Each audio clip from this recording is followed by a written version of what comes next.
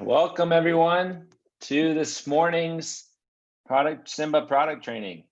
We're excited once again to have you here. I keep thinking that last minute before the training starts, but after the music stopped, is the longest minute of the day. It seems to drag on for me, partly because I'm excited and partly because of that silence. But we're excited to get going today. This is going to be a great topic this is the kind of information that people are always clicking on online, right? You can call it clickbait. It's really a type of clickbait title. But what happens a lot of the time when you do click a title like this of debunking weight loss myths is you get an article that was written by some random person who doesn't have credentials, doesn't have a scientific background, and doesn't have, most importantly, any skin in the game, right? And if someone reads that and tries to follow their advice and doesn't get results, well, nothing comes back on them for it. But one of the great things about learning here in these Simba product trains is that we do have skin in the game, right? For all of us, you are relying on us for this information, for it to be accurate, for it to be reliable, and for it to give results. And that's good. That's the way it should be. You want the people that you get information from to have skin in the game, to have something on the line so that they stand behind that information. Because that way, you know that the information you're getting has been vetted. It's been checked, it's been verified, it's scientifically proven. And that's what we want to provide you with today. Claudia is going to take us through several of these accepted truths in the weight loss world. And we're going to examine each of them and find out what's the truth about this statement and what can we do to help get the best out of the situation. And so it's going to be an exciting topic. It's going to be interesting. Hopefully some of you will, even though we have a very intelligent group that tunes into these, hopefully still some of you will be able to learn some new things and shift the way you behave to shift the way you feel. And so on that note, I'll turn it over to Claudia to take it away and tell us more about what we're learning tonight. Thank you, Sam, for the introduction. And good morning to everyone. So I'm really lucky this week that I have, that I can present to you twice in a row. So I'm really privileged and really happy to do this. So give me a moment while I share my screen.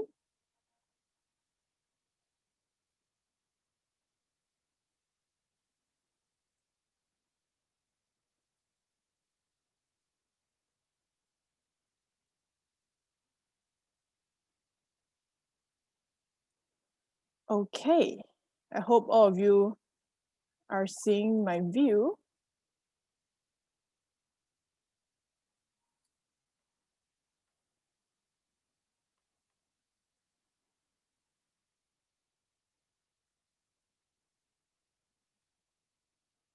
Sorry, there was some technical difficulties. I shall share again.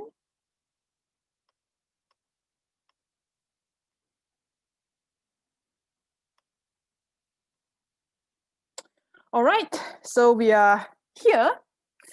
Okay, I'm sure that everyone must have come across a form of advice or what you need to do or eat in order to shed some extra pounds.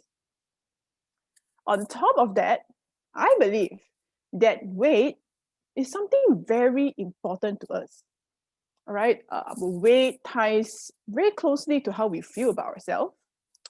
It has a lot to do with our self-esteem, with our confidence level, and how are we going to be like in a social setting, social expectation. And because of that, I do believe everyone has a very personal journey with their weight and a very, and everyone will have their unique relationship with their body weight. So for me, I'm no exception. All right. I also have my own personal journey when it comes to my body weight. So I've always been a little bit chubbier since I was younger until very recently. So before I joined university, I was really frustrated because first of all, I studied this. And secondly, I tried all kinds of ways to lose weight. Whatever you have thought of are things that I've probably tried before. So this is how I look like. All right, this is how I look like not long after I joined university. So at that point of time, I was still very, very new about the products that we have, and I was learning all about the metabolic health aspect when it comes to what university does.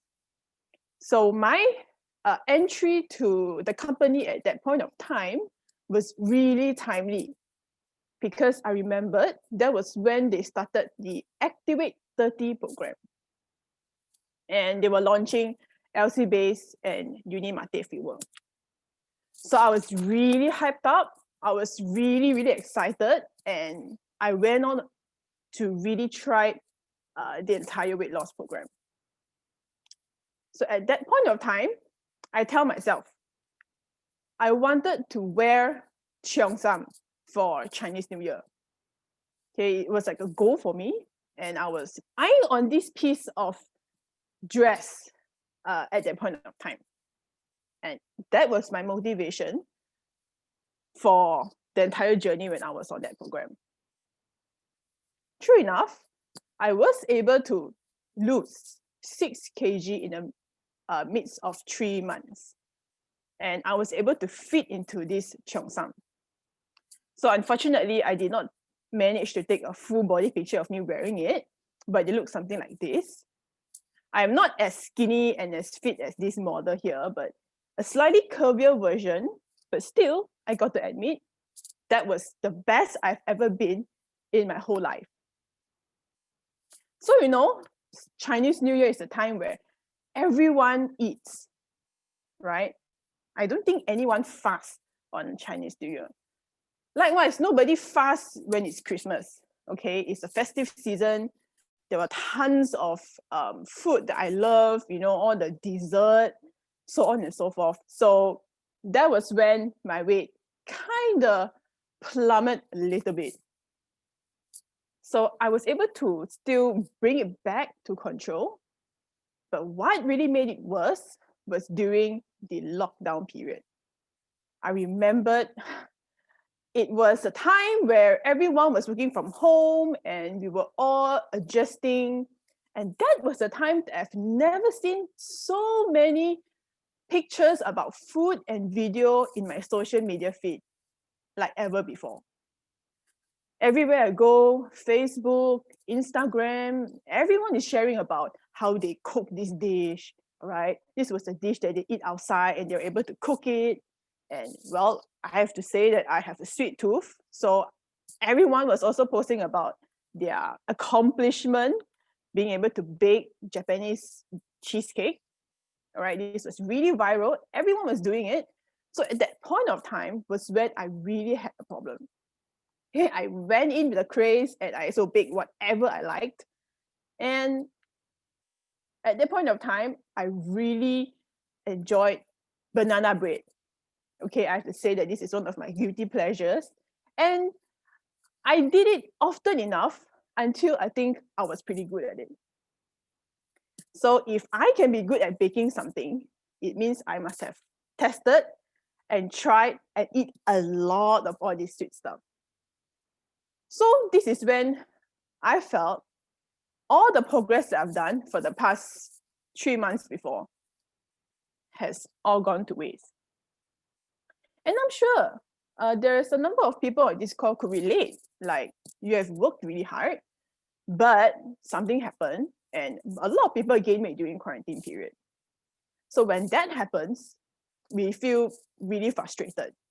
And the first place we go for information is not to a doctor, it's not going to see a specialist. we go to the internet, right? This is where we scour information. This is where we want to find a solution to solve our problems. So you will have this person asking you to follow through the Atkins diet, the paleo diet, the gluten-free diet, and it's everywhere. And people can be very bold with their claims. Some of them, they claim to see results and it seems to help them. So with the amount of information that we are in, how are we able to discern or to know whether this is fact or fiction?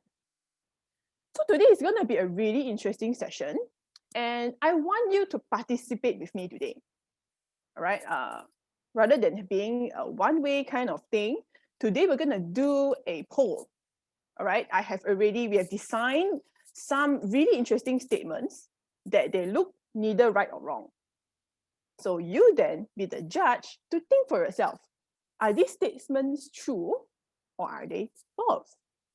So we will be introducing the poll in a minute, but I shall, go into one of the statements.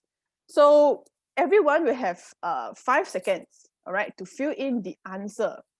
And after that poll, we will be able to share the result. And everyone will know what are they thinking about a particular statement. Are you ready? So this is the first statement. Crunches is effective in burning belly fat. So this is just a statement. The poll will be coming up in a minute. So everyone, just stay tuned on your screens. It should be up anytime now.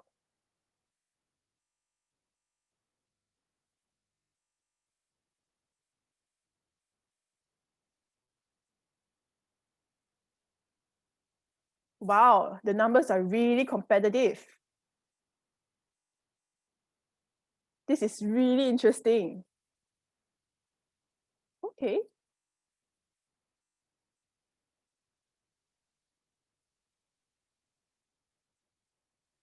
All right. So you can see the results now. It's a fairly even result. Half of the people say yes, it's effective in burning belly fat. The other half say it's not. So let's see how true is this.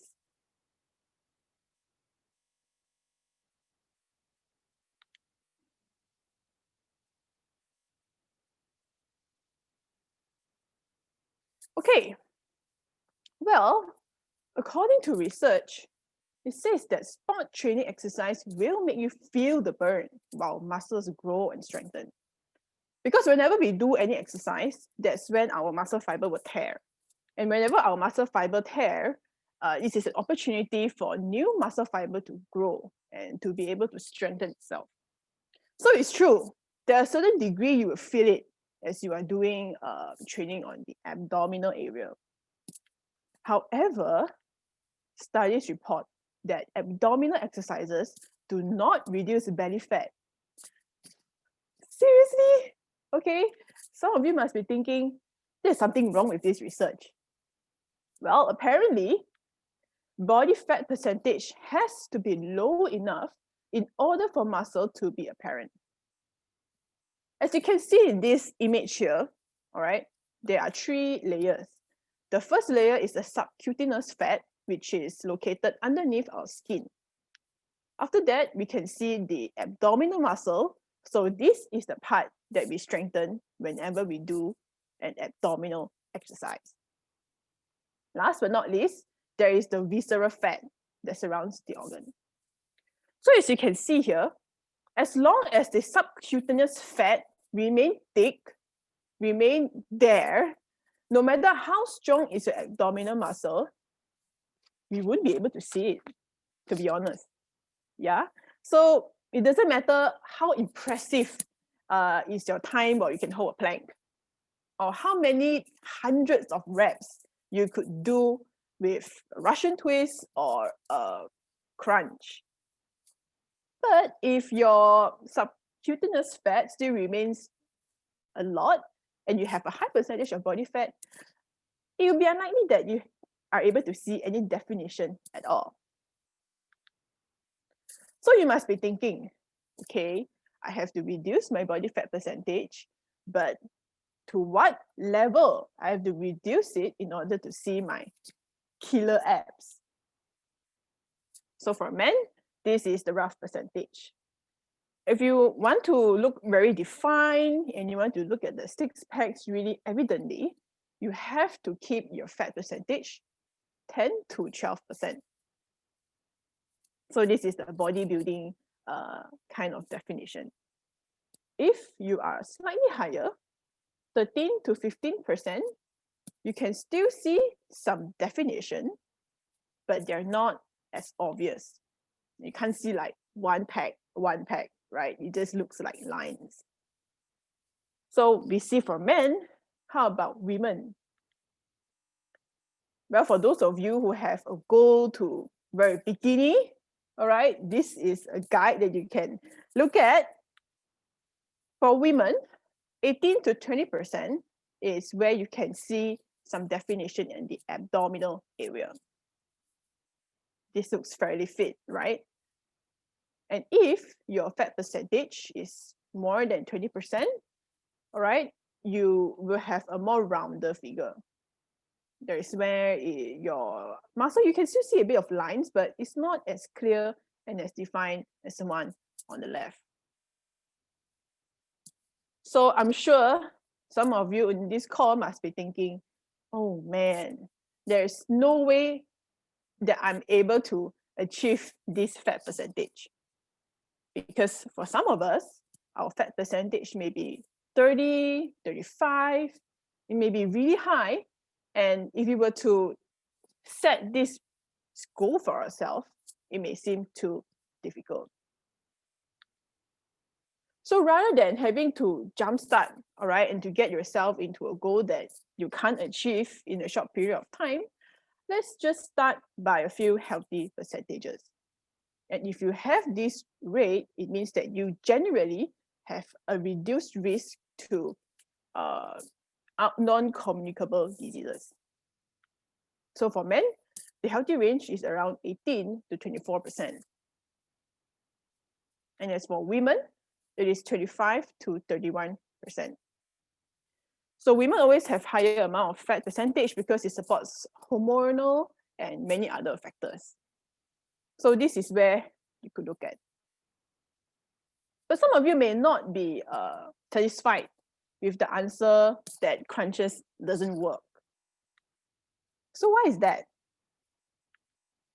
One specific reason why fat loss does not work on a specific area of our body is because our muscle cells cannot use the fat in the fat cells directly. Then how do we lose that belly fat? The fat has to be mobilized in the bloodstream. So it has to be small enough, it has to go through the bloodstream, then only muscle can use it as a source of energy. So yeah, the muscle cannot just shrink on its own, it has to go through a specific mechanism in order for our muscle to use it as a source of fuel. Hence, incorporating a calorie deficit diet together with moderate and high intensity exercises can help. So does this mean doing crunches and plank is a waste of time? And since it can't mobilize my belly fat, then might as well just stop doing it? Not quite. That's because training our core muscle can give us numerous benefits. That's because most of our body, how we stand, how we walk, is being held by our core muscle. So if we can train our muscle to have the endurance that it needs to hold our body weight, that means we have lesser risk to muscle and joint-related problems. Especially nowadays, we sit on desk very often, we don't walk as much. So they put a lot of stress on our back and our neck. So if we can train our core muscle well, you'll be able to have better posture, better stability, and better way of walking. So you should still continue to do your crunches. Next, this is the second statement. Fat can be transformed into muscle. So the poll will be up in a bit. And this is a really interesting one that I want to know what are your thoughts on this.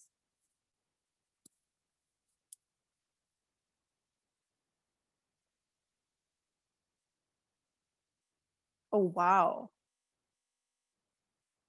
Let's see. Oh, the results are really competitive.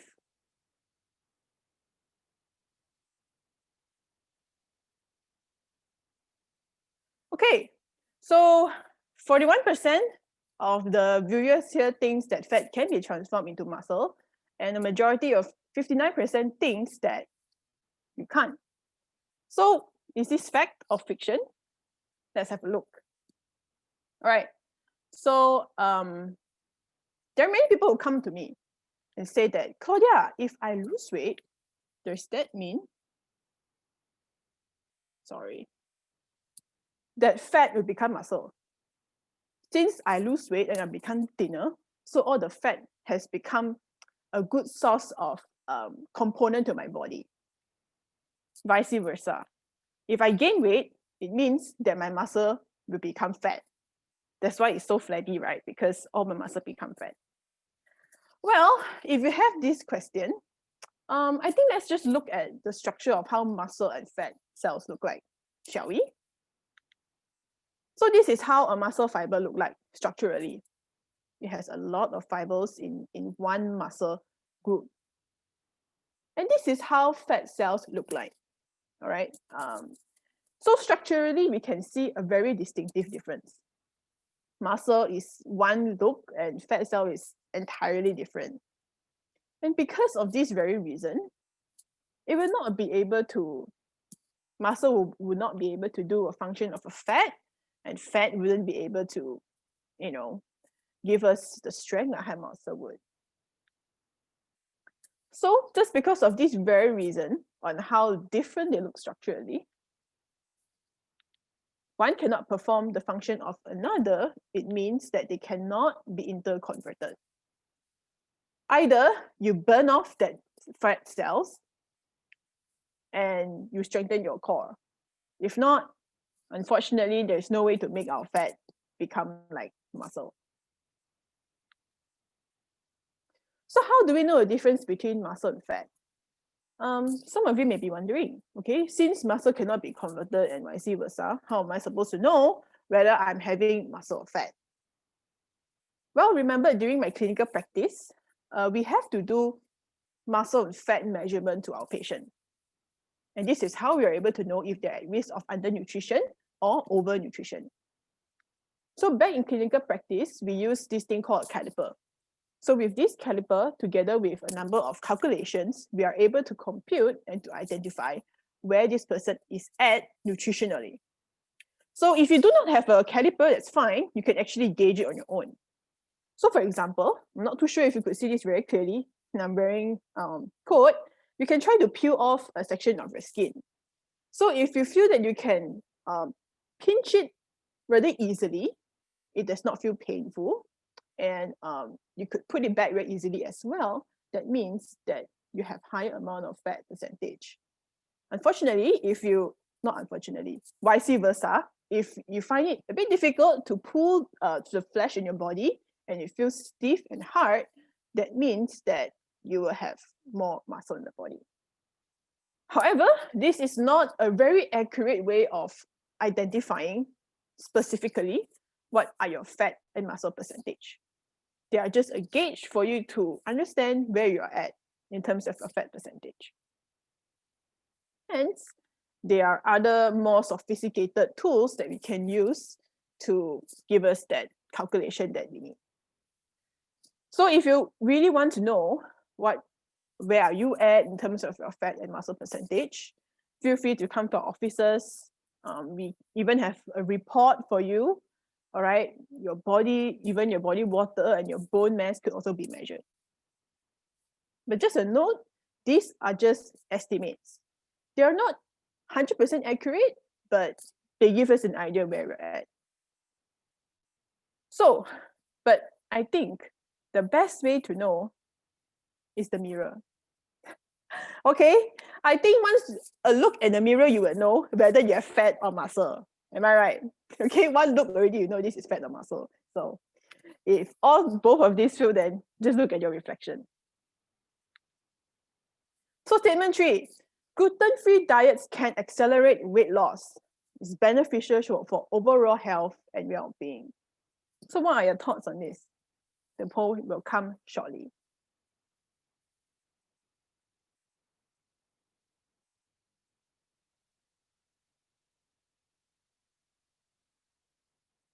Okay.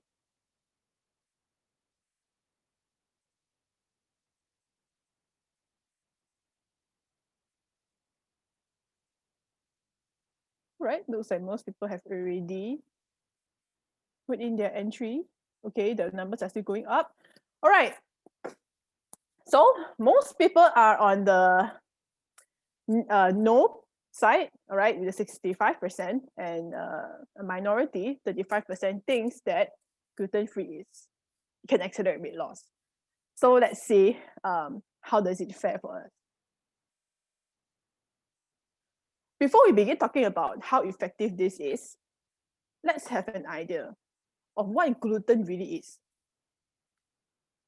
First of all, gluten is a type of protein that is found in flour. And this protein is responsible to give us volume, all right? And it holds the bread together.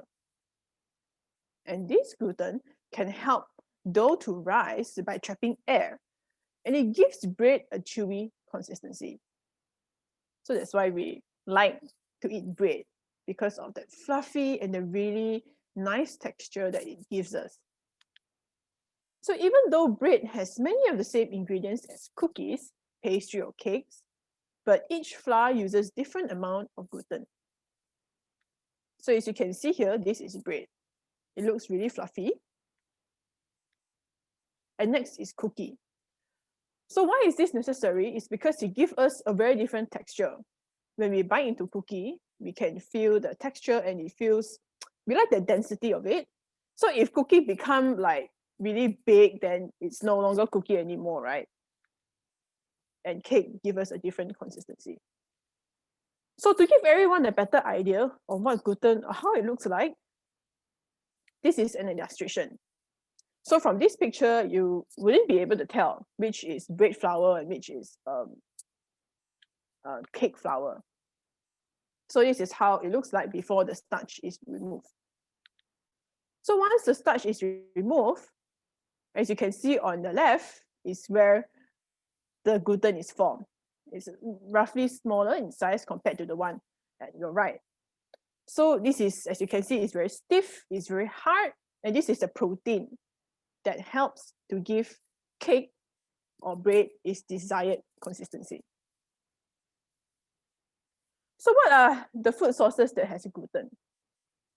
So some of the very popular ones are, you can find it in wheat products. So in flour, in oats, in bread, you can find gluten. Barley is also a gluten food source. In sauces, there are a lot of gluten present, just to give it consistency and to preserve its taste, and pasta. So what are the food sources that does not have gluten? Rice. Well, I know this must be surprising for some of you, but truth is there is no gluten in rice. And mung bean, tofu, legumes does not has gluten inside as well. So why gluten-free? Why are people suggesting this to the public? Well, gluten-free started due to individuals who are sensitive to gluten. So there are individuals who have celiac disease where they do not have the enzyme needed to break down gluten. Hence, when they eat gluten, it will start to react and it will start to have a lot of inflammation happening at the bowel area. And this is particularly important for those who have allergy and skin condition. So I have a friend who have really, really bad eczema. So she tried everything. In the end, she sent her blood to test. She went through an allergy test. So she's found that in the report, she's allergic to almost everything. So she has no choice but to follow through a gluten-free diet. And even though it was tough, but it worked out for her. So there is certain grain of truth. When people are on gluten-free diet, they're able to see certain amount of weight loss.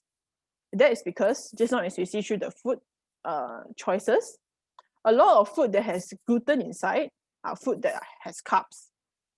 So for those who are on a strict gluten-free diet, it's highly likely they are most likely on a low carbohydrate diet, and they have no choice but to consume whole food, because processed food, a lot of them has gluten in it. So there is a certain grain of truth in it. If people are on gluten-free, they may lose weight. However, it's found that intakes of people on a strict gluten-free diet were found to have inadequate intake of fiber, iron, and calcium. This is really interesting. All right, the American Heart Association found that individuals who limited their gluten intake are more likely to develop type 2 diabetes. So, how does this make sense? Since most of them can't consume food that are high in carbs, right? That is because they found that a lot of gluten-free retail options are high in sugar. Well, if you remove something out of a food component, it's going to taste not as good as the original form.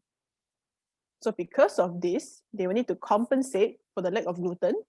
A lot of food companies have to put in additives, and especially sugar or salt, to increase the taste and enhance the overall acceptability of that food. Hence, individuals who go for retail gluten options are most likely to get themselves overdose with sugar intake.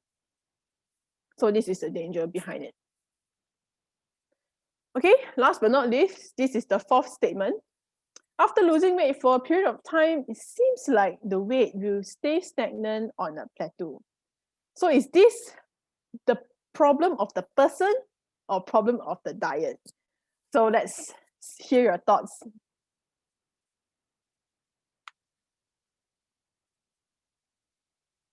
Oh, wow. Okay, let's look at the statistics. It's really interesting. And this is also a more skewed answer.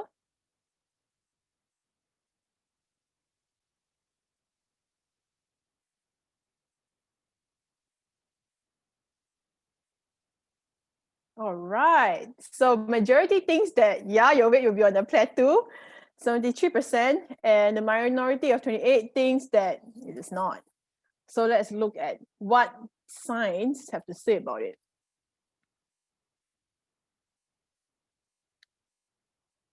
So will body weight stay stagnant? Well, substantial weight is possible, but long-term sustenance of weight is much more challenging, and weight regain is difficult. So it seems like it's true, all right, that individuals who, even though on a weight loss diet, and when they go back to normal, they may regain 2 to 5% of their body weight. So within 2 years, according to reports, it says that individual will gain more than 50%. And by 5 years, they can gain up to 80% of the weight that they've lost. Well, with the story I shared with you just now, I don't need 5 years to gain back 80%. Okay, it only takes me a lockdown to go back to how I used to. And why is that so? Well, there will be people who think that it's due to a slower down of metabolic rate, because they've done this before, so it's not as easy to do it again. However, interestingly, report says that appetite changes are more likely to play an important role in slowing metabolism, in explaining the weight loss plateau. It means that appetite play an even stronger role compared to a slowing down of metabolism. So you may want to see a figure that comes with it. So how much do we actually slow down in our metabolism as we lose weight? Each kg loss, our metabolic rate will decrease by 20 to 30 kilocalories. So it will be 100 over calories if you were to fall, say, 5 kg. However, if we lose weight, our appetite will increase, 100 kilocalories prior to weight loss. And this is the baseline of diet that you eat more, not when you're losing weight, but it's the calories before you lost weight. So for example, before you were on any weight loss program, you were consuming 2,000 kilocalories. So this means that you were more likely to eat 2,100 kilocalories just for you to get back to how you used to. So this is actually a very natural body way to preserve our body mass. If this mechanism is not in place in our body, then we will all lose weight uncontrollably, and all of us may become anorexic. So our body naturally has this inbuilt mechanism to increase our appetite, and it has this tendency to want us to go back to the weight that we were before. So why the weight regain, right? The regulation of appetite occurs in such a way that's very subtle, below the patient's conscious awareness. So I have a lot of people who come to me and they tell me about their failures, including myself, all right? You'll be thinking, we did everything. We did everything right. We eat as we should. We follow all the rules. But why my body weight is increasing? But they're not aware of how, the appetite increase is under their conscious awareness. And slowly, their portion size will increase over time that they don't even notice. So for example, if you eat, rice and fish and vegetable, and that will be your usual portion, but there will be days that you feel that it looks too little, then you add a bit more, just for today. Then slowly you add even more and add even more. So this is how it builds up over time. Body will naturally produce hormones, as I said earlier, that increases our appetite and decreases satiety. And one can consume up to an excess of 600 to 700 kilocalories. And to be honest, it's not that difficult to consume excess 700 kilocalories. If we were to go out, we have a social gathering, and we just order a fried rice. That's it. There's already 700 kilocalories. And usually we always have a drink, right? So ice lemon tea, there's maybe 200. So it's easily up to 1,000 that we in excess. So you don't even have to be intentional about it. It's so easy. So persistent effort is required to avoid overeating to match the increased appetite that grows in proportion to the weight that we lost. So how? Okay, I'm sure this keeps everyone really frustrated. What to do? Frustrated, like this guy here. Okay, I think I can relate to this because, I have this issue. So what can we do? So there are three major roadblocks when it comes to weight loss success. Number one, fat cells cannot be mobilized. So as we learned before, unfortunately, it has to be mobilized in order for our muscle to use them. Secondly, as we have learned, appetite plays a really big role, a lot more than we expected. Thirdly, our basal metabolic rate will also reduce over time. So these are a few principles that Unicity has. For those who are not familiar with this, I will just go through it with you again. So the main reason why we have 4 of these principles is to ensure that our insulin is always at a low level. And when our insulin level is low enough, that's when our body can start to use fat as energy. So prioritizing protein is really important. And there are a lot of research that find individuals who consume protein have an increased metabolic rate. And fuel with fat, it's really the main idea here. We want to mobilize as much fat cells as we can. Controlling carbohydrate is also key. It does not mean that you totally don't eat carbohydrate, yeah. You do eat it, but you control. And intermittent fasting is also really important as well.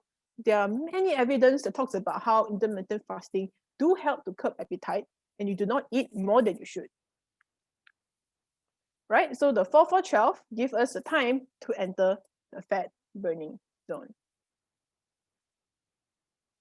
So once we're in the fat burning zone, what does it do for us? Okay, when insulin is very low or absent, body will be using fat as energy. And when we are in that zone long enough, that's when ketone bodies will be produced. So as you can see here, give us many benefits, more than just weight related. Give us mental clarity, reduce cravings, clearer skin, and many others that's good for health. So low carb unicity really hit right into the problem that we were talking about just now. And we mentioned about these problems earlier, and the science is really effective. Okay, it makes sure that our fat cells can be mobilized. We wouldn't have appetite problem because high-fat food will increase satiety, and it will increase our metabolic rate. So then the problem is solved. However, there are also other scenarios that may happen. I do believe, being the population of this world is so vast, there can't be only one diet for everyone, right? There must be different options that cater to the needs of many different people. So there are other scenarios that may happen if a person has medical condition, such as gastric, irritable bowel, or sensitive stomach. So if a person were to be on a low carb diet, most likely fat may irritate their current condition, which render them not suitable to be on a low carb diet. Some people just don't like it, all right? It's a personal preference, or they're looking for other options. So if you fall within this category, I can tell you that it's not the end. Really, we have a diverse amount. Being a metabolic company, we have so many options for you to choose. So this is when you can go for a moderate carb, high protein, and low fat diet. But there are a few considerations if you're on this way of eating. Number one, weight loss rate is lower compared to low carb diet. So for individuals who don't have any medical condition, I would recommend them to go with your low carb diet first, because that's when you can see more faster weight loss. It does not mean that if you're on this way of eating, you will not experience weight loss. You will still experience it. Long term, actually, you can still see the result, just that it takes slower. So you have to be a lot more patient when you're at it. And if you are on this diet, when you increase the carb a little bit, you have to pay attention to the fat, because it cannot be too high together. If high carb, high fat is the worst combination. So either you have high fat, low carb, or moderate carb, then your fat has to be low. So your fat percentage has to be 30% less than your total calories. So for example, if you're on a calorie deficit, like 1,005, so after calculation, you can only take up to 50 grams of fat a day. And you have to pay attention on calories. That's because our insulin levels are not as low. So our sugar level will also be more sensitive. So that's when you have to pay attention to how much you're eating. And to be honest, a lot of what we write and we report is not accurate. So having a food tracker will really help a lot. They will compute exactly the amount of calories that you have. So you have to reduce 300 to 500, but not lower than 1,002. Any lower than that, it will bring even a stronger appetite, and you will end up craving more than you should. Okay, and keeping track of food for this is really important. So for moderate carb, high protein, low fat options, we have plenty, right? We have Essen, LC, and I think Snap is really good as well to give us that additional high quality protein that we need for our body. So this is how a low carb diet looks like. So if you're on this option, then this is the food that you should be eating more. So as you can see here, eggs, meats, fish, right? You eat more, but you limit or avoid food that are higher in carbs, such as pasta, bread, legumes, so on and so forth. Next, this is a low fat option that I was talking about just now. So this is the other way around, right? You cannot be eating high fat foods, so you have to eat more on grains, on vegetables, egg whites, and you limit butter, avocado, and things that will just contribute to high fat. So this is just a brief guide on how you should be eating. So I get this question a lot. Seriously, do I need supplements? And I have to say, they are a group of people who are really adamant on this. They think that you can achieve your weight loss goals or whatever health goals you want without the need of supplements. So to a certain extent, there are some science in it. However, in order for us to rely fully on food, it's not without obstacles. It's not without challenges. And if you can overcome this, then I think everybody has the right to have their own opinion. So what are the few weight loss obstacles that we face? Number one is the increased appetite. This is the number one problem. And I have to admit, when I went through that whole thing, after I achieved my desired weight, and especially it came at the Chinese New Year time. Oh my goodness, my appetite just went out of whack. I just felt like to eat more than I do before, just to make up for the restriction that I put on myself. So you just eat whatever and you don't care, you just throw the whole thing aside and you just keep eating. And this is a real problem. It's not just a matter of willpower, but the increase of appetite is really strong. And we have to face it. If we are experienced and we have done weight loss before, it's always harder the second time because our metabolism becomes more adaptive. All right, our body is it knows that we are in this state, so it will tend to resist. And we'll also have a slower metabolism compared to the first time. Thirdly, food environment. I think this is the most important factor because it's just so easy to eat excess. First of all, poor quality protein is found outside. You don't even know where they get the fish or the poultry from. And there's a lot of bad fat, hidden sugar, and there's high in calories. So before this, all right, I always eat food outside. So I have just came to learn that 1 tablespoon of oil is 135 calories. So I tried to cook my own vegetable at home. When we look at cooking shows, what they always recommend us to do? Put in enough oil to fill in the pan. And goodness me, I don't even know how much is that. So I've tried to measure it on a spoon and I cook. It's actually little. It's enough, but it's little, all right, compared to what food channels recommend you to do. And after I cook it, my vegetable, it's still all right, but it's a bit dry. Then I thought about the days when I eat out, especially the economy rice that's very popular in Asia, where you can select your own meat or vegetable.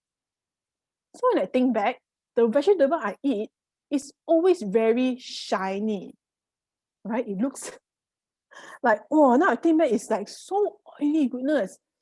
Imagine if I can see so much oil on the surface, I can even see my own reflection. Can you imagine the amount of calories must be in there? Even though it's healthy, it's a vegetable sauce, but you will be stacking up additional 300-400 calories. That's the reason why we think we're doing everything we could, but look at the food that we're eating. They are subconsciously increasing our total calorie intake. This is a real problem. And number 4, poor tracking system. All right, a lot of those research say that many people who write down what they eat is not accurate because, first of all, you do not know exactly what amount of oil is being put in there, what amount of other sugar, especially in our sauces, sambal, curry, they always add sugar to give a bit of that taste. So even though you may be putting chicken and all that, but it does not, the total calorie that's in there, it does not equate the reality that you're taking. So there's a big discrepancy in what we are eating and what we think we're eating and what we are truly consuming. And fifthly, this is the most practical problem, all right? To prepare your own meal, you have to also be able to do it in the middle of managing your job requirements at the same time, okay? Not everyone has the ability to prepare home-cooked meal for all 3 meals. Seriously, you have to prepare in advance. It can be very stressful. And over time, you experience what we call behavioral fatigue. Means you get really tired of doing the same behavior. And you end up giving up and not following it at all. So if you can be confident and say that, oh, I don't experience any of this problem, then, oh well, you can have your own opinion. But I think because of all these lifestyle factors, there's a huge obstacle towards weight loss progress. And I have to admit that this is one of the few problems that I face as well. And the problem is this, it's not so much of short term, but it's long-term maintenance.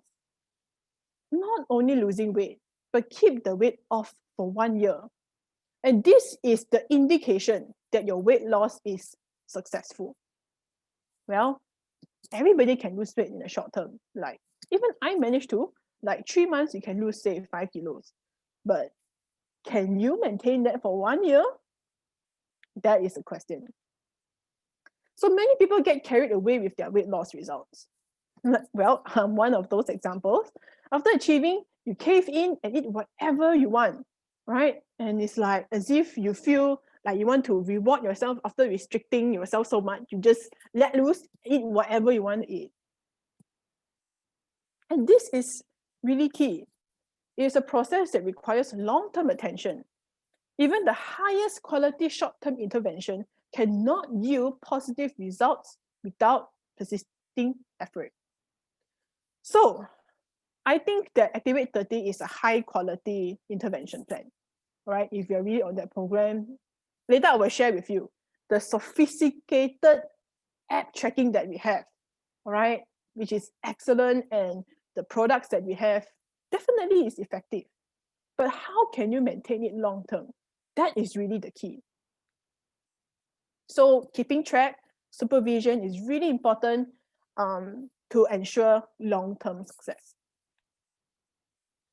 So it is not as simple as just a battle of willpower. All right, if I can do it, I can.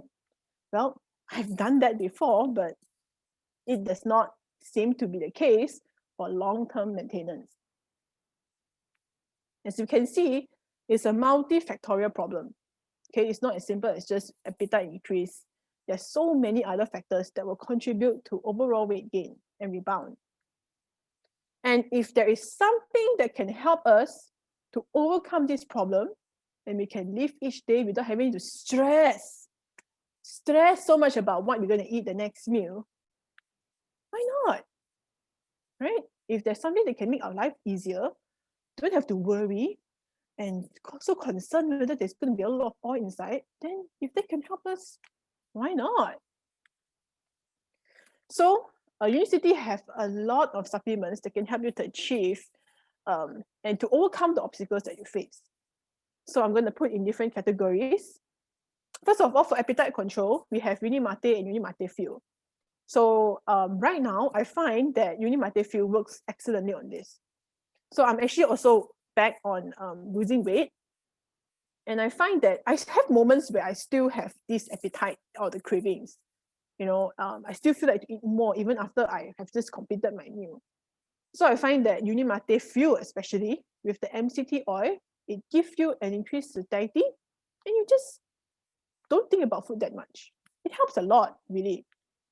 And metabolism, Matcha X, AM and PM, these are really great, okay? It is powered with all kinds of metabolic increasing ingredients such as African mango, ginseng, cayenne pepper, and all of these are things that will increase our metabolic rate significantly.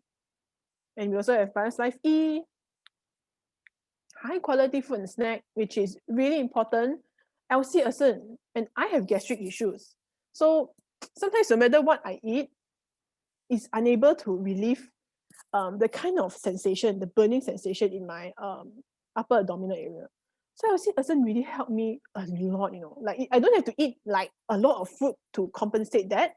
But Asen, after drinking it, like the problem just go away immediately. And you have Snap. I mean, if you want to eat brownie, come on, LC Snap, I have to say it's as close as that. And if you were to eat out, which you can't avoid, there will be times that we have to go for social gatherings. So if you have all these things to ensure you don't have to be too worried about it. So this is the really exciting part that I want to share with you. We have an excellent food tracking system. And I talk about how difficult it is for us to keep track of what we eat. So here, you can see, all right, every day you can see, you can actually go back to your progress. And this is a graph of how it looks like.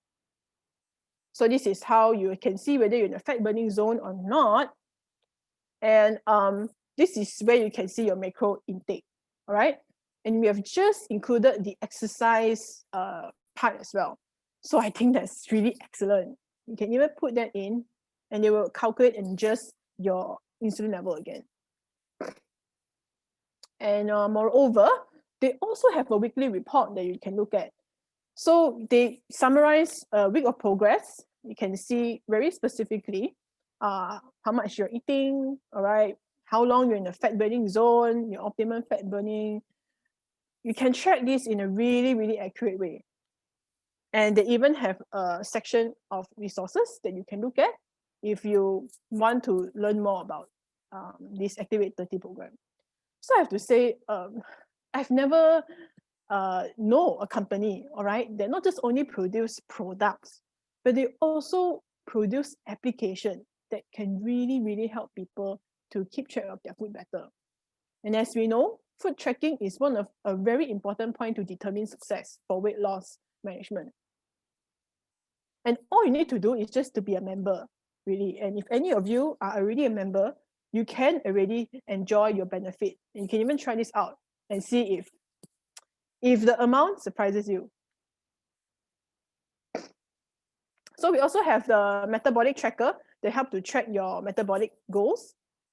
And we will share this link later at the screen. Okay, this is how you look like in your hip. You can choose the food beverage that you eat. Okay, and all these things are in this link that we will share later. And you can also have a gauge to know what is your metabolic score. So this is the 3 Unicity pillars that are very important: diet, supplement, and exercise. These are 3 really important components that you have to make sure that you follow through in order for you to see long-term success. So this is the part that I want to emphasize more. Okay, I know I may be a bit extra on time. Please bear with me on this. Okay, I want to talk to 3 different groups of people. So for the first group, if you were on a weight loss program and you were able to keep the weight off for a year, honestly, hats off to you. All right, it's dedication, it's commitment, and it is something worth recognizing.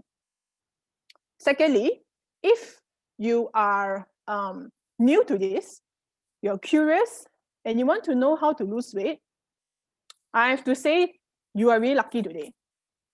All right, you don't have to go through, you can filter through all the nonsense and, you straight to evidence-based statements. And now you have a very realistic, and you know what to expect, all right, if you were to be on weight loss program. And with Unicity, you're in good hands. I have confidence. And I want to speak to the third group of people, all right, if you're like me, all right. I know I'm the last person that I should be sharing on my failures with you, but just to let you know that, there are times I fail as well, right? And we don't have to feel too ashamed about it. Now I feel that we are in this conditional movement control order. It's somewhat very similar to quarantine before, except that the restrictions are not too bad. And I feel that this is like a second chance for me, like a redemption, okay, that you're given another chance to do this again. And just because it did not work out the first time, it does not mean that you can't continue on with your weight loss goals. Think about it. If you can lose weight, what makes you think that you cannot lose them again? So I think this is a great chance for you to, pick it up where you have stopped and start again. And results can still be available to you. So losing weight is not a linear graph. There will be fluctuation in between, and that's okay, all right? You need to embrace the process. Rather than focusing on how much we have did wrong, it's very important to look at the positive side, okay? Whenever we have a weight loss, all right, and if you don't get the result that we want subsequently, it's very easy for us to feel very guilty. So we need to shift the attention to what we have done, the changes that we have done ourselves. And if we can do that, there's even research, all right, that show that people who have positive reinforcement are likely to have greater long-term results. Thirdly, please track, okay, your weight, your food tracking. This is really important. And fourthly, weight loss is more than just a scale. Remember, muscle mass is heavier than fat mass. So you may not change your weight, there may not be any weight changes, or you may gain weight, but you may lose fat. That's because you are gaining muscle mass in the progress. Okay, most importantly, staying fit is not just about losing weight. All I told you about just now, all the principles, is all about eating healthy. And losing weight, honestly, is just part of the effect and the benefit that comes with eating healthy. So you cannot just settle with a superficial goal, like how I did before. Okay, I want to lose, wear that cheongsam. So once you wear that cheongsam, you just go out of control. So this kind of short-term motivation is not going to determine success. But the most important thing is that you have to embrace it. And you want to work towards living a healthy lifestyle for a long term. This is what's going to determine success, that you embrace the process, that you not feel that you want to work out for the sake of it. Like now I'm on this process of losing weight. I find that I'm enjoying exercise a lot more than I did before. And in fact, I find it pretty addictive and I can't wait to do it every day. So it's a process that everybody has to embrace. So, all right, this is, I promise it's the last slide. Okay, so obesity is high. As we know, obesity leads to a whole bunch of problems, being overweight, increase our risk to a whole bunch of chronic illnesses, and that's difficult. Staying healthy is also hard, all right? Keeping track of your goals is not something easy to achieve. So, both situations is also hard, but now you can choose your heart, right? Either you want to stay on track, and now being quarantined is so easy to go back again, or you want to start all over and stay healthy again. So thank you everyone for your patience. Thank you for listening to my presentation, and I hope it has helped you. Thank you so much. Thank you very much, Claudia, and don't apologize. It's very helpful, very good information for all of us. I think that everyone could agree that there's definitely no need to apologize, because that was so enlightening to the many things that we were doing wrong. And I like how you ended it, right? Choose your hard, because hey, living with bad health, it's hard, it's painful. And keeping in a good shape is also hard. It requires effort. We have to put in our work. We have to sacrifice certain things. But it's up to us to choose which one. And to build on that, I know that everyone who's in here is choosing the healthy hard, right? Of putting in that work. But to build on what Claudia has just taught us, our other wonderful product trainer, Winda, will next week be teaching us about the goals that we have, right? A whole bunch of different goals that all of us might have, and how we can choose whichever hard we're choosing, make it a little easier. Because I don't think any of us would complain about that. We all want to be healthy, and we know it's going to be some hard work, but if we can find ways to make that easier for us, then yeah, why wouldn't we? And so that's what we'll be learning about next week. We don't have time for a Q&A today, but that's not a big deal, because everyone knows how to get a hold of Claudia, right? And so if you have questions about what she talked about, be sure to reach out, and we will be seeing everyone next week.